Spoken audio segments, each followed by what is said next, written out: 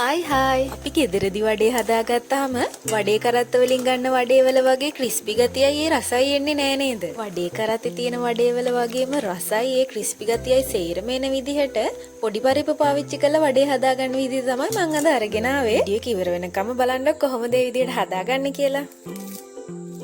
මුලින්ම මම පොඩි පරිප්පු ග්‍රෑම් 400ක් අරගෙන ඒක හොඳට පිරිසිදු කරලා පැයක් විතර පෙගෙන්න තියලා වතුර ටික බේරෙන්න ඇරලා අරගත්තා. ඊළඟට ඒ පරිප්පු වලින් භාගයක් අඹර ගන්නවා. ඉතුරු භාගය හැමම තියා ගන්නවා. එහෙම කළාම වඩේ තවත් හොඳ ක්‍රිස්පි එකට හදාගන්න පුළුවන්. මේක තමයි ඉතින් වඩේ ක්‍රිස්පි කරගන්න පළවෙනි ට්‍රික් එක. මේ වගේ ප්‍රමාණයක් තමයි අඹරන්න නැතුව තියාගත්තේ.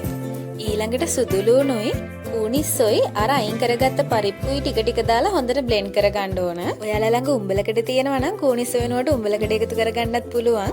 මේ දේවල් එකතු කරගන්න එක තමයි වඩේ රස වැඩි කරගන්න ඊගාව ට්‍රික් එක. මේ ගාන වගේ වෙනකන් තමයි මම අඹරගත්තේ. ඒ ටික අර අඹරන්න නැතුව තියාගෙන හිටපු පරිප්පු ටික එකතු කරගන්නවා. දැන් මේකට හීනියටම කපාගත්ත අමු මිරිස් නයි මිරිස් කරපිංචා බීලුණු ටික එකතු කරගන්නවා. නයි මිරිස් එකතු කරගන්න එක නම් අනිවාර්ය නෑ. හැබැයි තියෙනවා නම් එකතු කරගන්න. එතකොට තවත් රසයි. ඊළඟට රස අණුව ලුණුත් දාලා මේ ටික හොඳට කලවම් කරගන්න ඕන. පොඩි පරිප්පු වලින් වඩේ හදනකොට පරිප්පු ටික අඹරන්න කලින් වතුර හොඳට අනිවාර්යෙන් බේරලාම ගන්න ඕන. නැත්තම් මේ මිශ්‍රණයේ වතුර ගතිය වැඩි වෙලා වඩේ වල හැඩේ හදාගන්න අමාරු වෙනවා. එහෙම කරලත් ඔයාලට මිශ්‍රණයේ තෙත ගතිය වැඩි වගේ දැනුණොත් ඔයාලට හාල් පිටි ටිකක් එකතු කරගන්න පුළුවන්. ඒකෙන් කිසිම ප්‍රශ්නයක් වෙන්නේ නැහැ. වඩේ වලට තව හොඳ ක්‍රිස්පි ගතියකුත් එනවා. පොඩි පරිප්පු වලින් වඩේ හදද්දී නම් අර පැතලි වඩේ හදන්න අමාරුයි. මේ වගේ රවුමට තමයි හදාගන්න ලේසි. මේක ඉතින් ඔයාලට කැමති සයිස් එකකින් හදාගන්න පුළුවන්. මම නම් අර කරත්තවල තියෙනවා වගේ මේ චූටි විදිහට වඩේ තමයි හැදුවේ.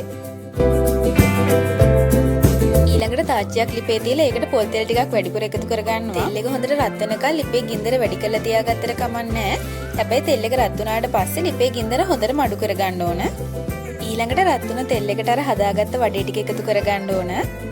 පොල් තෙල් පොඩ්ඩක් දාගෙන වඩේ ගොඩක් දාගත්තොත් එහෙම හොඳ ක්‍රිස්පි ගතියට ඔක්කොම එක ගානට බෙද ගන්න අමාරු වෙනවා. ඒ හින්දා හොඳම දේ තමයි දාගන්න පොල් තෙල් ප්‍රමාණයට සෑහෙන්න වඩේ එකතු කරලා බෙද ගන්න එක. වඩේ බෙද ගන්න වෙලාවට අඩු ගින්දරේ ටිකක් වෙලා හොඳට බෙදෙන්න දෙන්න ඕන. ඒක තමයි වඩේ හොඳ ක්‍රිස්පි ගතියට හදාගන්න අවසාන ට්‍රික් එක. ඉතින් ඔයාලත් ගෙදර වඩේ හදාගද්දි මේ වගේ චූටි බෝල වඩේ හදනවද? කමෙන්ට් එකක් දාන්නකෝ බලන්න මට. මේ වගේ පෙරල වඩේ ටික ඔක්කොම හොඳට බෙද ගන්න ඕන. වඩේ ටික මේ වගේ රන්වන් පාට වීගෙන එනකොට හැන්දටත් දැනෙනවා හොඳ ක්‍රිස්පි ගතියක්. එතකොට අපිට මේ වඩේ ටික ලිපෙන් බා ගන්න පුළුවන්.